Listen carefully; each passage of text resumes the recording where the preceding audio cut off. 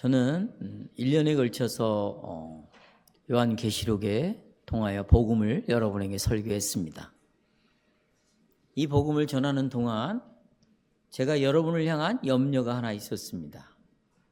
혹시나 언약의 복과 언약의 저주, 다시 말하면 언약의 관점에서 복음 설교를 하다 보니 여러분이 혹시 자칫 율법주의에 빠지지 않을까? 내가 이것을 지킴으로 그 지키는 것이 복이 되어서 내가 그걸 지켜야만이 그 결과로 복을 얻지 않을까, 이런 오해를 할까봐 제가 로마서를 오늘 이 본문을 선택을 했습니다.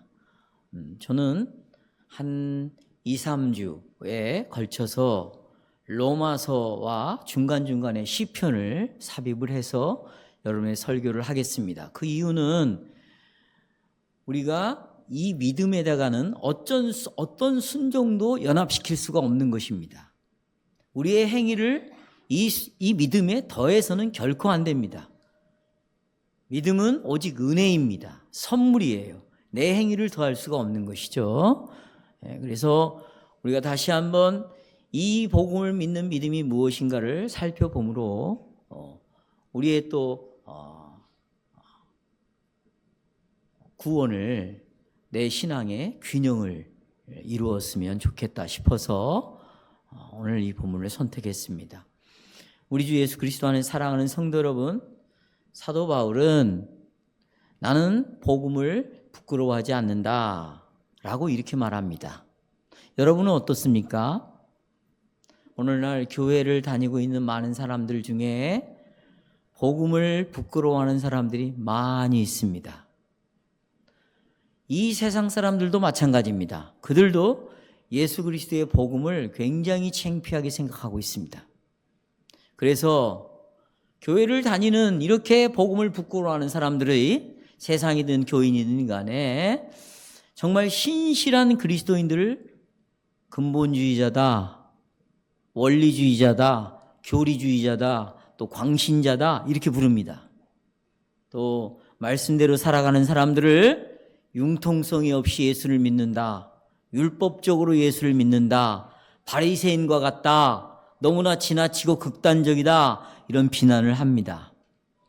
그러나 여러분과 저는 우리 옛 시대의 믿음의 유산들, 그리고 이 신앙의 전통을 절대로 비웃어서는 안 됩니다.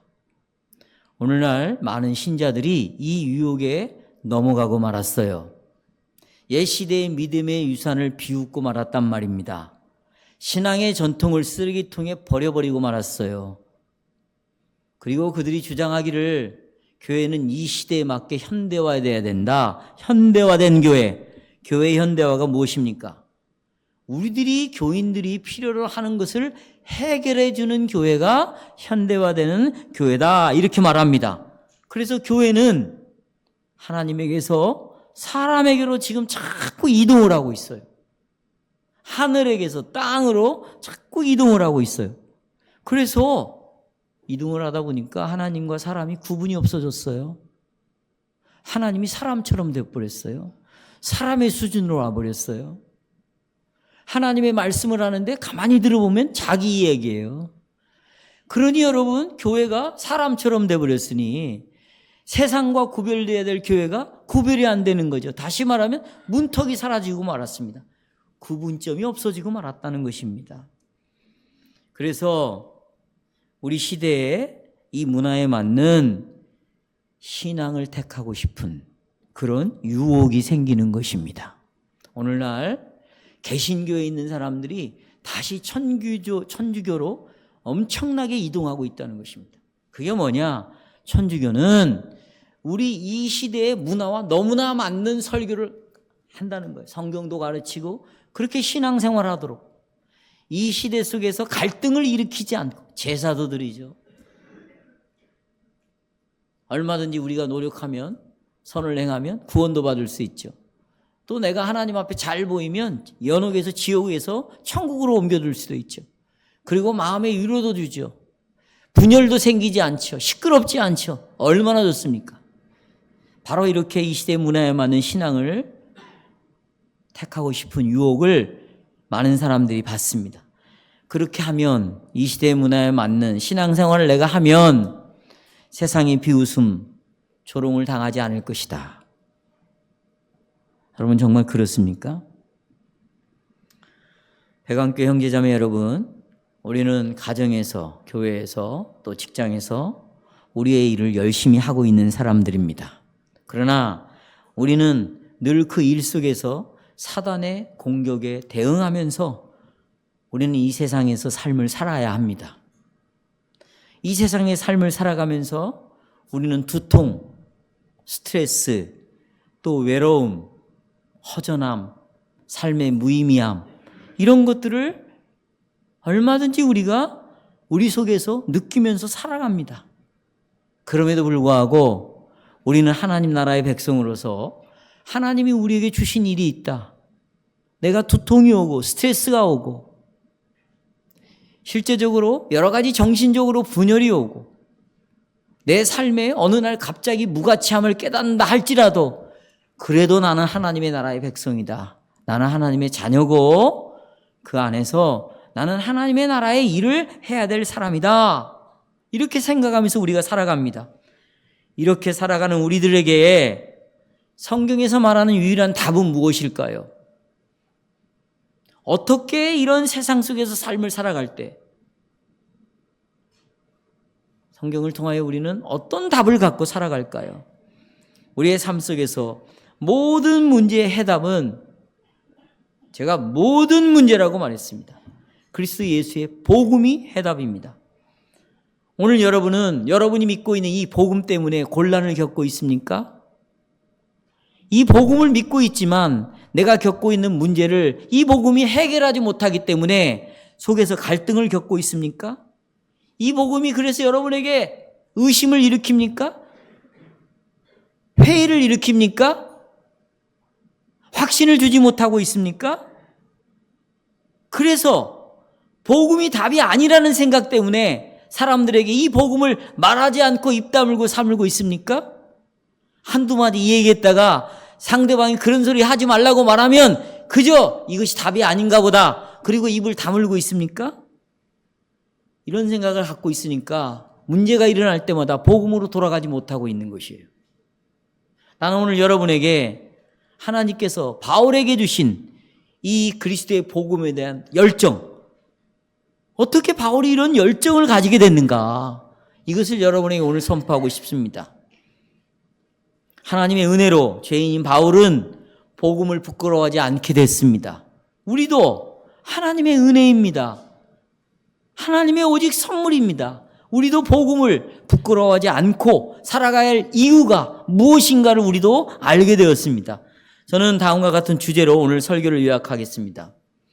바울에게 복음의 열정을 주신 하나님이십니다. 세 가지를 말씀드립니다. 첫째, 바울이 이런 열정을 갖게 된 배경이 있을 거 아니에요. 문맥이 있을 거 아닙니까?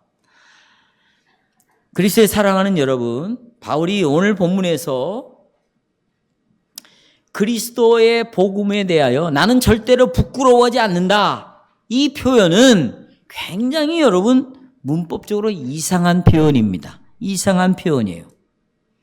내가 복음을 부끄러워하지 않는다라고 말하는데 이걸 다른 말로 말하면 나는 복음을 전적으로 나는 확신한다, 의심하지 않는다, 이것이 유일한 답이다. 그러니 나는 이 복음에 대하여 열정을 갖고 있다.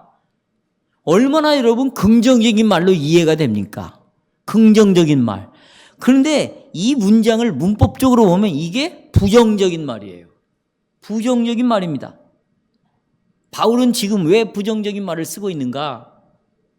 로마에 있는 사람들이 바울은 이 복음 때문에 굉장히 부끄러워하고 있다, 이런 공격을 해왔어요.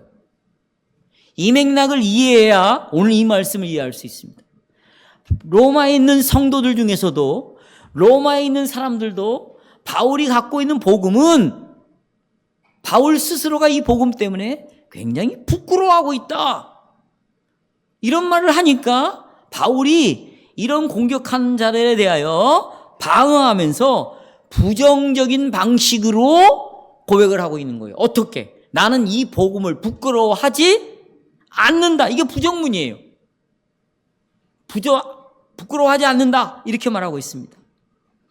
그리고 그들은 말하기를 바울은 이 복음을 굉장히 창피하게 생각하기 때문에 감히 로마에 오지 못한다고 말하고 있습니다. 여기에 대해서 바울은 내가 복음을 부끄러워하지 아니하노라 라고 말하고 있습니다. 우리는 이 바울의 이 말을 더 잘 이해하기 위하여 오늘 설교 본문이 16절이죠. 그 전에 8절부터 15절의 말씀을 잘 이해해야 됩니다. 여러분, 이 당시에 로마는 세상의 중심이에요. 모든 길은 어디로 다 통합니까? 로마가 중심이라 그 말이에요. 예. 그 로마에 가서 이 복음을 전하고 싶어 하는 열망이 아주 많았습니다. 그래서 13절에 보면 내가 너에게 여러 번 가기를 원했다. 10절에 그래서 하나님께 복음을 전하도록 내가 그 로마에 갈 수 있도록 길을 열어달라고 내가 하나님께 간절히 기도했다. 근데 13절 다시 돌아와 보면 바울은 그런데 그 길이 막혔다.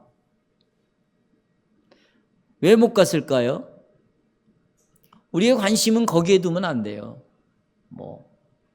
중요한 것은 바울이 로마에 가고자 했으나 갈 수가 없었다. 우리가 많은 학자들이 이 배경을 추측해서 이 성경의 문맥을 따라 추측해서 말하는 게 뭐냐?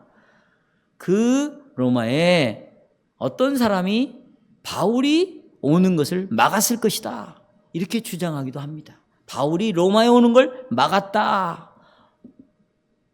그런데 그들이 하는 말이 뭐냐? 바울이 오지 못하도록 막는 말이 뭐냐?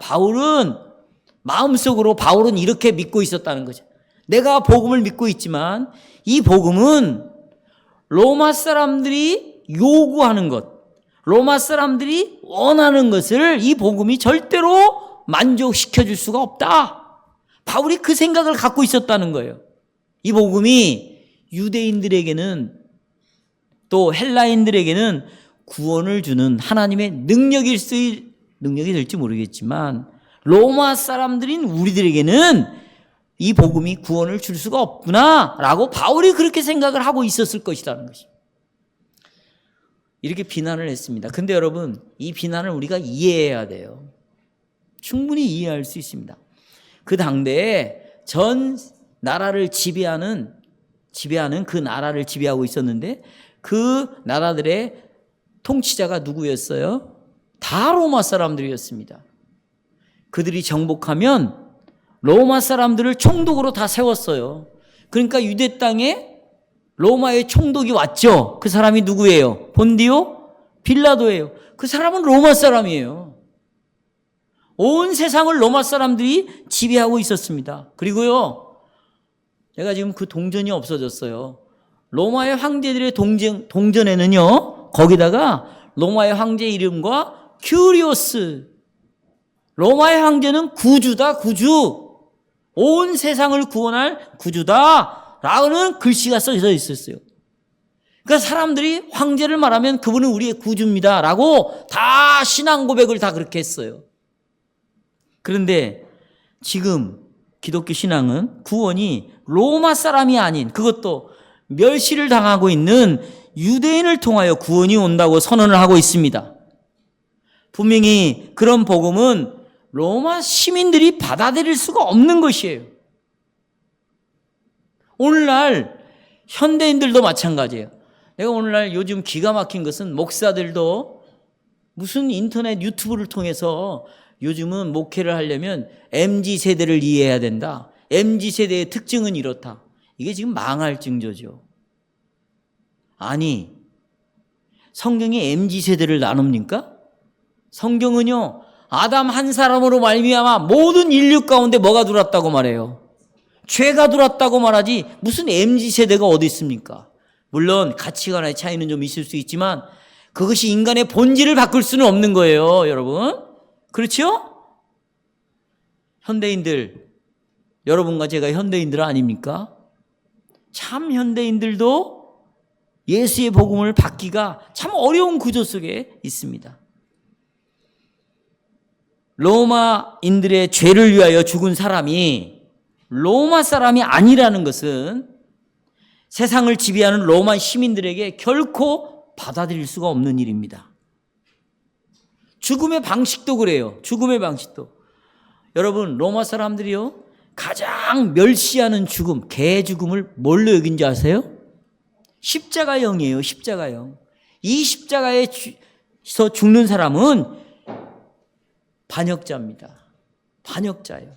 가장 악랄한 죄를 지은 사람만 십자가에서 죽였습니다.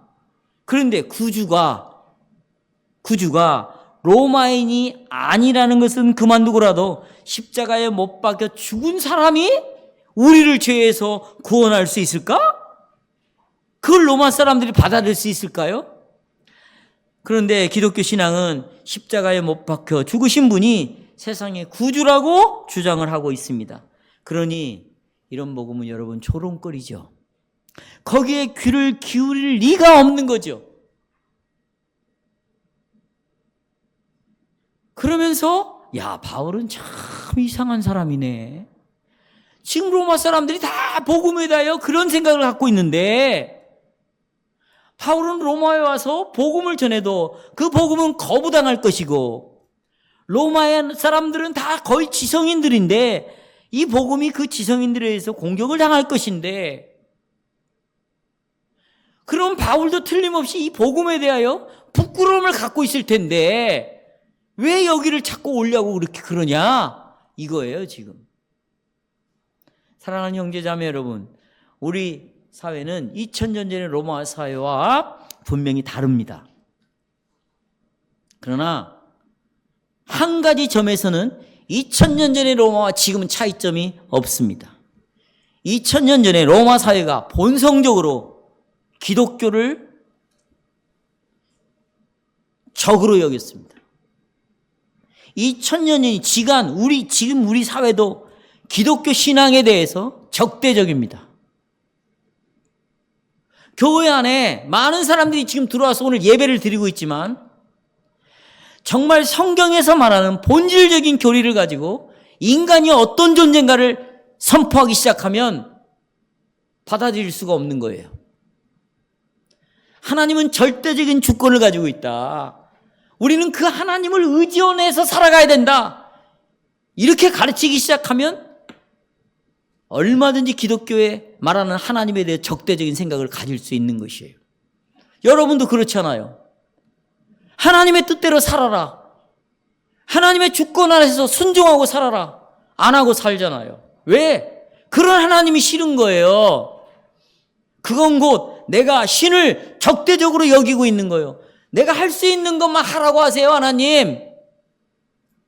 이러는 거죠.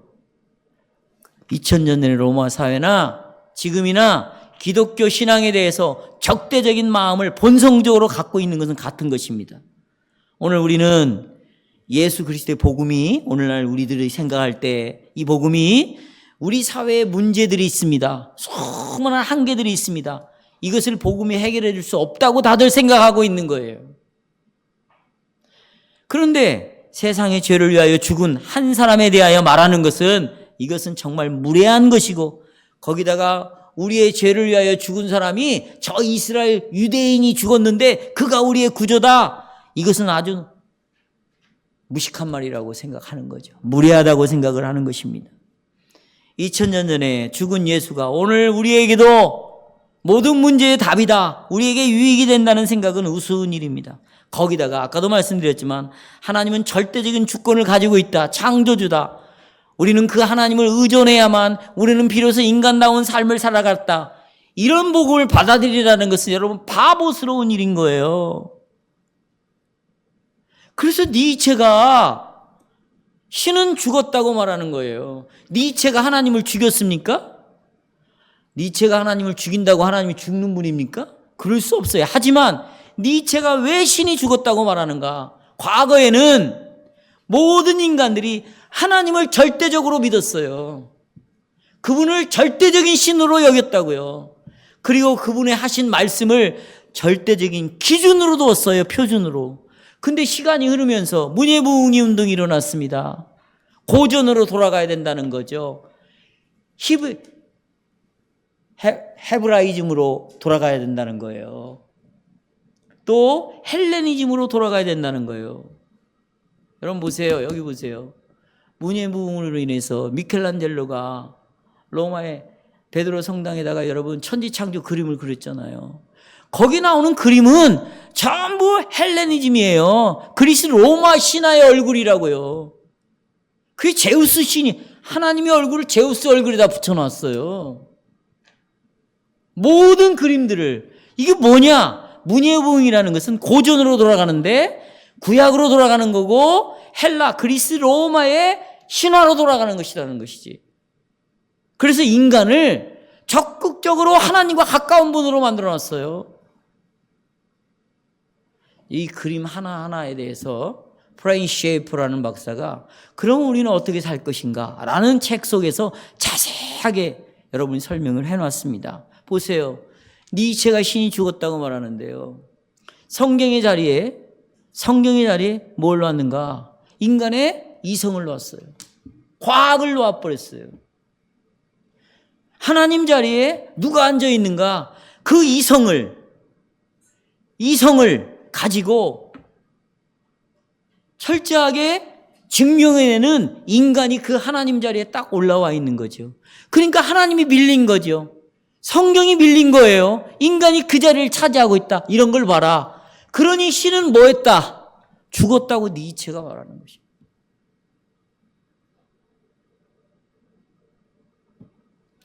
이런 역사적인 기독교 신앙, 성경의 진리, 이것은 우리가 살아가는데 장애물이니까 제거돼야 된다. 정말 이것은 여러분 통탄할 일이에요. 여러분 신앙 고백서에서 뭐가 있습니까? 사도신경 해설이 들어있습니다. 거기에 십계명 해설이 들어있습니다. 주기도문이 들어있어요. 근데 미이라의 뱃속에서 이 이름을 끄집어내는 것이다. 지금 신학교의 교수들 중에 이 하이델베르크 신앙 고백서를 가르치는 교수가 있고요. 사도신경을 가르치는 교수가 있어요. 그럼 뭐 하라는 겁니까, 여러분? 지금 이 교회는 어떻습니까? 이 교회가 설교하는 내용이 정말 신앙 고백에 요약되어 있는 것을 복음으로 설교하고 있다고 여러분 믿고 있고, 이 설교를 정말 신앙 고백으로 받아들이는 것으로 여러분 확신하고 있는 것입니까? 다 있다고 저는 생각해요. 다시 한번 돌아보자고요. 현대인들은 여전히 교회가 말하고 있는 이 성경과 가르치는 내용에 대해서 굉장히 적대적인 생각을 갖고 교회에 앉아 있거나 교회 바깥에 있는 사람들은 말할 것도 없습니다. 그러니까 보세요. 자, 이제 어떤 일이 벌어지느냐? 우리의 신앙의 내용을 자꾸 현실로 바꾸려고 하는 거죠. 현실에 맞게 바꾸려고 하는 것이죠. 그러면 뭐예요? 하나님의 주권을 제거해버리는 것이죠. 그래서 여러분 펠라기우스가 나온 거 아니에요. 인간이 태어날 때 죄인으로 태어난 것이 아니다. 선한 존재로 태어났다. 내가 어떻게 사느냐에 따라서 구원이 결정되니까 2000년 전에 오신 그 예수 그리스도는 2000년 전에 오신 예수님은 우리하고는 구원과는 상관이 없는 것이다. 그냥 우리는 그 예수처럼 살면 된다. 그거 아닙니까? 이게 바로 현실에 맞게 교리를 바꾸는 거죠. 거기다가 세미펠라기우스, 반펠라기우스.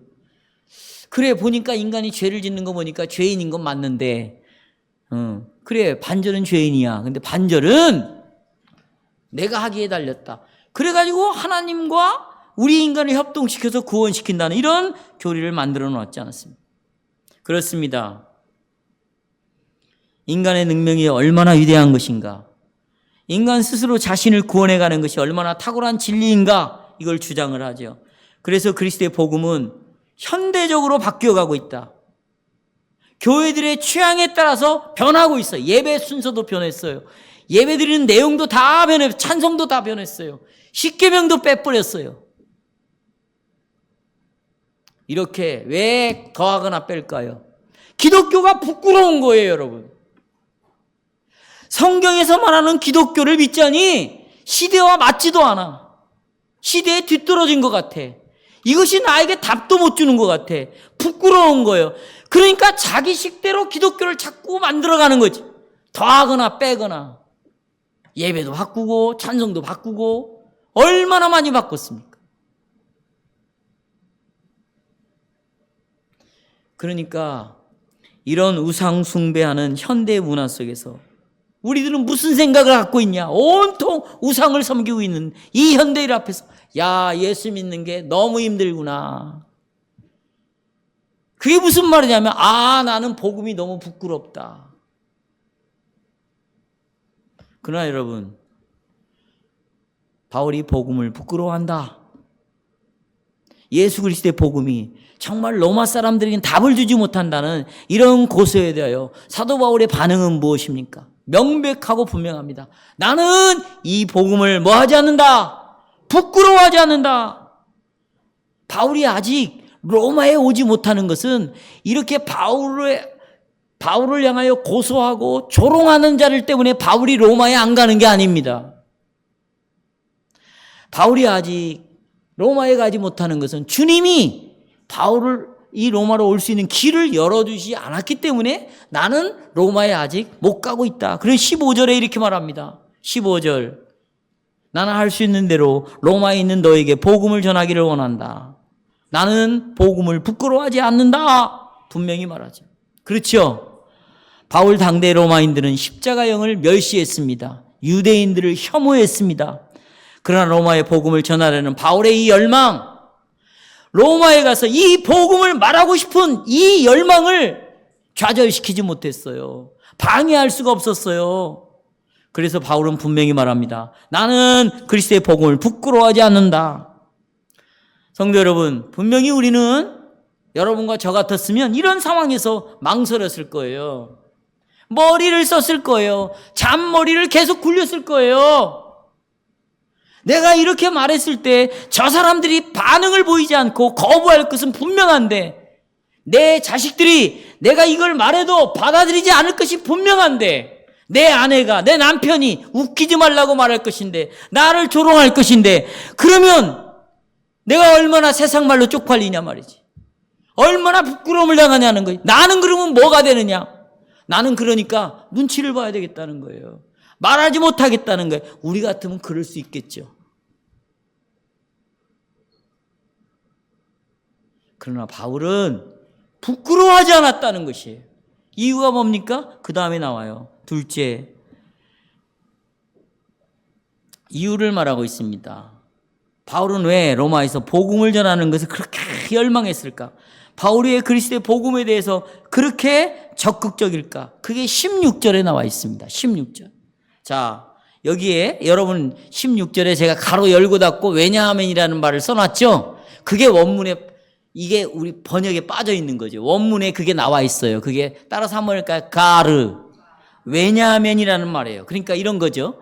내가 복음을 부끄러워하지 않는다. 그 이유가 있다. 왜냐하면 이 복음은 모든 믿는 자에게 구원을 주시는 누구의 능력이다. 이게 핵심입니다. 여기서 우리는 바울이 왜 로마 같은 곳에서 복음 선포하려는 열망을 가지고 있는가? 왜 가서 복음을 전하고 싶은가? 내가 왜 우리의 자녀들에게 계속해서 복음을 말하고 싶은가? 저 보세요. 이번 주에도 내 새끼들에게 계속 전화를 했어요. 우리 형길이 형제에게 계속 말했어요. 전화로. 나도 아파서 못 가니까. 제가 왜 그럴까요? 여기 나와 있잖아요. 모든 믿는 자에게 구원을 주시는 하나님의 뭐다? 능력이다. 여러분, 이 복음이 잠시 동안 나에게 좋은 느낌을 주는 마약이 아니란 말입니다. 이 복음은 잠시 동안 나를 즐겁게 해주는 게 아니에요. 일시적인 문제를 해결해 주는 게 아니에요. 이 복음은 천국이나 들어가게 하는 티켓이 아니란 말입니다. 이 복음은 하나님의 능력이에요. 여러분, 능력이 어디에서 나타났습니까? 태초에 아무것도 없는 데서 말씀으로 천지 만물을 창조하셨습니다. 그리고 예수 그리스도를 통하여 이 죄로 말미암아 타락하고 무질서된 모든 만물을 다시 어떻게? 다시 모았어요. 사람들을 불러 모았어요. 구원받은 자들을. 만물을 다시 모읍니다. 그리고 어떻게 해요? 아나케팔라요. 통일된 나라를 만들어 머리 대신 왕 대신 그리스도가 통치하는 세계로 만든다는 거예요. 이것은 인간이 할 수 없는 거예요. 돈이 할 수 없는 거예요. 정치가 할 수 없는 거예요. 하나님의 능력이라고 말합니다. 예수 그리스도의 복음은 바로 설교를 통해서 전파되니까 나는 가서 이 복음을 전하고 모든 믿는 자에게 구원을 주시는, 근본적으로 사람을 변화시키는, 완전히 새롭게 하는 이 능력을 나는 선포하겠다는 거예요. 여러분들 중에 이 복음이 능력이 없다고 생각을 할 것입니다. 자, 보세요. 아니, 이런 과학시대에, 이런 정보시대에 무슨 복음이 우리에게 답을 주냐? 내가 지금 겪고 있는 문제가 수많은데 뭔 답을 주는가? 그래가지고 보세요. 교회는 다니는데 다 우상을 섬기고 있어. 내가 지난번 말했죠. 호모데우스, 초인류. 여러분과 나 같은 사람은 초인류가 될 수가 없어요. 아주 소수의 초인류가 있어요. 그걸 호모데우스라고 말해요. 이미 이런 사고는 그리스 로마 철학에서부터 있었어요. 그들이 그리스 로마의 신들입니다. 그들은 영생을 했어요. 그들은 행복을 주렸어요. 그들은 자기가 원하는 이쁜 사람들하고 결혼 다 했어, 신들이. 그 소수의 초인류 호모데우스가 있는 거예요. 그런데 그 호모데우스가 계속해서 이 시대에 말하자면 유령처럼 나타난 거예요. 그 지금 호모데우스는 뭐냐? 컴퓨터에 여러분 잘 아는 알고리즘 있죠? 이 컴퓨터의 알고리즘 아닙니까? 또 보세요. 알고리즘과 더불어 데이터베이스입니다. 정보죠, 정보. 여기에 이걸 움직이는 사람이 호모데우스 사람들이에요. 아주 위에서 몇 개의 기업이 지금 다 움직이고 있습니다. 여러분은 구글 손바닥 안에 다 있어요. 구글에서 정보를 주지 않으면 전쟁을 치를 수가 없습니다. 세상이 그런 몇 사람, 테슬라의 사장인 머스크? 이 사람이 지금 트럼프 오른팔에 있어요. 이게 뭐냐? 알고리즘이, 데이터베이스가 온 세상을 지배하겠다는 거예요. 이미 여러분들은 그 신의 신도들이 다 되었어요. 이미 그 신 앞에 다 절하고 있는 사람들입니다. 알려드릴까요? 증거를 해볼까요? 여러분 보세요. 아침에 일어나서 여러분 뭐부터 봅니까? 뭐부터 만져요? 스마트폰이에요. 잠자기 전에 여러분 뭐 봅니까? 스마트폰이에요. 여러분이 클릭하고 여러분이 보는 영상, 여러분이 거기서 보는 검색하는 모든 것들은 이미 데이터베이스에 다 들어와 있는 것이에요. 그리고 여러분, 옛날에는 그래도 아침에 일어나면 새벽기도 왔다 왔어요. 성경부터 읽었어요. 지금은요? 여기다가 여러분 카톡에다가 그렇게 말씀을 전해줘도 안 봅니다. 청년들, 뭐부터 보니 너희들은? 핸드폰부터 보잖아, 일어나면. 잘 때 뭐부터 보냐? 아이고 피곤하다. 핸드폰 열잖아. 기도를 할 필요가 없어요, 이제 여러분. 답이 거기 다 있으니까. 하나님의 말씀이 왜 우리를 인도합니까?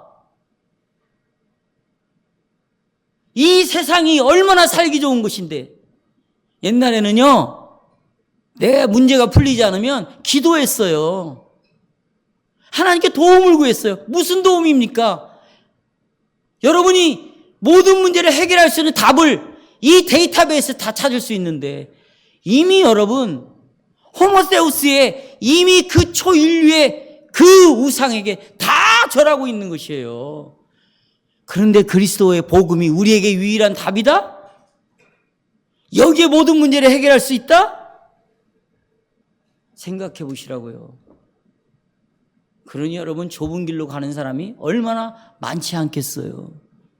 얼마나 넓은 길로 멸망의 길로 가는 사람들이 얼마나 많겠습니까? 그러니까 이런 사람들은 복음이 능력이 없다고 생각을 하는 거지. 복음이 무슨 능력이 있냐고 생각을 할까? 설교가 들어오지 않는 거예요. 들으려고 하지도 않아. 왜? 이것이 능력이 아니니까.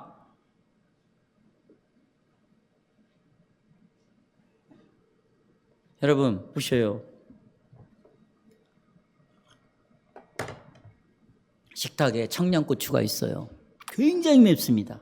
근데 식탁에 놓여져 있는 청양고추 그 자체로는 효력도 없어요. 능력도 없어요. 어떻게 해야 돼? 이걸 입안으로 씹어 먹잖아요. 그때부터는 이 청양고추의 효력이 나타나는 거예요. 능력이 나타나죠. 완전히 입 안을 마비시켜버립니다. 매운 것은. 그렇잖아요. 복음은 그와 같은 것입니다. 복음은 그와 같은 것이에요. 복음은 사람 입속에 있는 고추와 같은 것이에요. 사람이요, 이 복음에 사로잡힐 때 복음의 능력이 나타나는 것입니다. 그 효력이 최고로 나타날 수 있습니다. 그러면 이 복음의 효력, 능력은 무엇입니까? 구원을 주시는 하나님의 능력이라는 거예요. 자, 여러분, 복음은 구원을 주시는 하나님의 능력입니다. 우리는 구원이라고 생각하면 봐요. 하늘에 올라간다고 생각하는 거예요. 죽고 난 다음에 어디 간다? 천국 가는 것이 구원이라고 생각해요. 물론 이런 면에서도 구원을 주시는 하나님의 능력이죠. 그런데 구원이 하나님의 능력이 복음의 하나님의 능력인데 이 능력이 뭐냐? 나를 그냥 죽으면 천당 가게 만든다. 내 죄를 용서했다. 나는 지옥에 가지 않는다. 천국 간다. 이것도 복음의 능력이에요. 그러나 이 정도로 여러분이 구원에 대해 생각을 한다면 아주 빈약한 구원을 이해하고 있는 거예요. 아주 부족한 구원을 이해하고 있는 거예요. 보세요. 성경에서 구원이라는 말은 하늘로 올라간다, 천국에 들어간다, 그 이상을 말하고 있어요. 또 구원은 내가 의롭게 되었다, 의롭게, 내가 죄 용서되었다, 그 이상을 우리에게 설명하고 있는 것이 구원이에요. 보세요. 구약에서 구원을 말할 때는 반복적으로 이럴 때 썼어요. 우리가 오늘 시편 찬송 불렀죠? 여기에 그 내용이 다 나옵니다. 보세요. 애굽이라는 나라, 봐요. 바벨론이라는 나라, 모압이라는 나라에서 이스라엘 백성들을 실제로 건져줄 때 구원이라는 단어를 사용했다는 것이에요. 여러분, 하나님의 백성들은 정말 육체적으로 고통을 당하고 있었거든요. 자유를 빼앗겼습니다. 종살이 했어요. 아들을 낳으면 나일강에 던져버렸습니다. 그래서 하나님께서 우리에게 주시는 구원은 단순히 죽어서 하늘나라에 가는 것이 아니에요.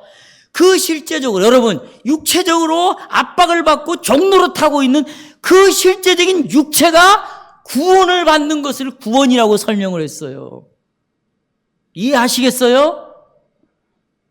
그래서 하나님께서 홍해를 열어가지고 당신의 백성을 애굽에서 인도해내셨고 바로와 그 군대들을 완전히 수장을 시켜버렸잖아요. 거기서부터의 구원이에요. 실제적인 구원이죠. 또 하나님께 삼손에게 힘을 줘가지고요 수많은 블레셋 사람들을 죽이게 하셔서 이 블레셋의 압제로부터 실제로 몸이 구원을 얻었단 말이에요.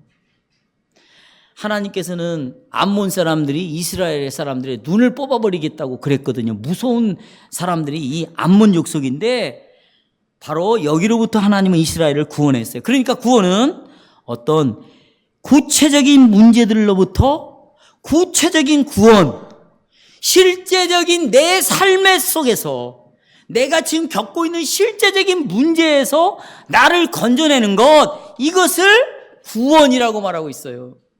우리가 시편 37편 찬송했죠. 시편 40편 찬송했죠. 보세요. 이게 참 무슨 내용이냐면 야 다윗 왕 보고 하는 말이에요. 네가 믿는 하나님이 너 하나님을 믿냐? 그리고는 다윗이 믿는 그 믿음을 자기 아들이 비웃었어요. 자기의 신하가 하이도벨이 비웃었어요. 시므온이 비웃었어요. 너 잡아 죽이겠다고 하는 거예요. 실제적인 일어난 일이에요. 바로 여기서부터 하나님이 다윗이 나를 뭐 했다? 구원했다. 이럴 때 썼단 말이에요. 여기서부터 잘 들으셔야 돼요. 여러분, 그렇다면 이 말은 다윗을 추격하는 그 압제자들로부터 구원을 받았다는 말은 이제 압제자들이 없어졌다는 말인가? 나에게 그런 일이 더 이상 일어나지 않는다는 말인가? 그런 말이 아니죠. 보세요, 이겁니다. 압제자들이 있지만, 우리를 괴롭히는 자들이 있지만, 이들은 하나님의 허락이 없이는 다윗인 자기를 절대로 건드릴 수 없다는 것을 나는 믿는다. 이 은혜를 입었다는 거예요. 다윗은요, 봐요. 하나님이 지혜로 자기가 인생을 살아가는 길에 여러 가지 것들을 두신 것은 하나님이 허락이 없이는 이런 것들이 일어날 수 없는데 하나님이 주셨으니까 무엇이든지 선하다. 그리스도 안에서 나의 아버지께서 이 모든 것을 나의 몸과 영혼의 유익을 위하여 이 모든 것들은 다 주셨다. 뿐만 아니라 나에게 보내신 이런 역경은 무엇이든지 다 선으로 바꾸신다는 것을 믿는 믿음을 하나님의 은혜로 내가 갖고 있다. 여러분이 갖고 있는 병으로부터 구원을 시켜주는 것은 병을 없애는 것도 있지만 이런 실제적인 경험을 해야 되는 것이에요. 내가 정말로 어떤 환경 속에 있는데 이거 하나님이 허락이 없이는 나에게 이게 올 수가 없는 거다. 그러면 하나님의 지혜로부터 이것이 왔다면 반드시 이것을 가지고 하나님은 나의 구원을 이뤄갈 것이고 나의 유익을 줄 것이고 이 모든 것들을 동원해서 하나님의 선을 이루어갈 것이라는 믿음을 하나님의 은혜로 내가 갖게 되었다는 것이에요. 사랑하는 형제자매 여러분, 이것이 바울이 로마서 1장에서 말하는 것입니다. 그리스도의 복음은 구원을 주시는 하나님의 능력입니다. 그 다음에 17절을 보십시오. 이 복음이 왜 구원을 주시는 하나님의 능력인가? 17절. 바울은 이렇게 말합니다. 이 복음에는 하나님의 의가 나타났다. 그래서 믿음으로 믿음에 이르게 하기 때문이다. 여기 하나님의 의라는 말은 칭의를 포함하는 모든 걸 말하고 있어요. 칭의를 포함해서 이 의와 관련된 모든 걸 말하고 있는데 이제 바울이 앞으로 로마서에서 쭉 이 칭의의 문제를 다루겠죠. 핵심적인 복음이니까. 하나님은 당신의 백성을 택했죠. 그 택한 백성들의 죄값을 위해 아들을 보내셨죠. 그 아들이 십자가에서 이 죄값을 위하여 죽으셨죠. 그렇죠. 지불했기 때문에 바로 하나님께서는 죄값을 우리를 위해 예수님 치렀으니까 하나님 앞에서 우리는 이제 죄가 없다. 무죄하다. 그걸 다른 말로 너는 의로운 사람이 되었다라고 선언을 하는 것이죠. 그래서 이제 우리가 이 생에서 하나님의 진노를 받지 않아요. 왜요? 우리는 죄값이 해결이 되었어요. 그래서 하나님의 자녀가 되었어요. 그러니 하나님 아버지는 자녀인 우리들을 안전하게 지켜주시고 우리에게 허락하신 모든 것들을 합력하여서 구원을 이루고 선을 이룬다. 이것이 하이델베르크 일문 1답에서 고백하는 거 아닙니까? 머리카락 하나도 하나님이 허락 없이는 떨어지지 않는다. 이건 하나님으로부터 왔다. 심지어 내 심장이 고동이 멈춰지는 순간이 와도 이건 하나님이 허락한 것이다. 그러니 나는 이 죽고 사는 문제도 누구의 손 안에 달려있다. 오늘 기도가 그거잖아요. 저 오늘 기도문 읽었습니다, 여러분. 죽는 것도 누구 손에 달렸고 사는 것도 누구 손에 달렸고 그러면 죽는 것도 복이고 사는 것도 복이다. 그러면 하나님을 의지하고 살아야 되죠. 그렇죠? 이 하나님께 내 인생을 맡기고 살아가야죠. 감기에 걸렸어도 감기만 볼 것이 아니라 이걸 주신 분이 하나님이라면 감기를 포함해서 통째로 내 영혼과 육신을 하나님께 맡기는 거죠. 의지하는 거죠. 왜요? 그것이 나의 구원이고 그 구원을 하나님이 나에게 주셨으니까.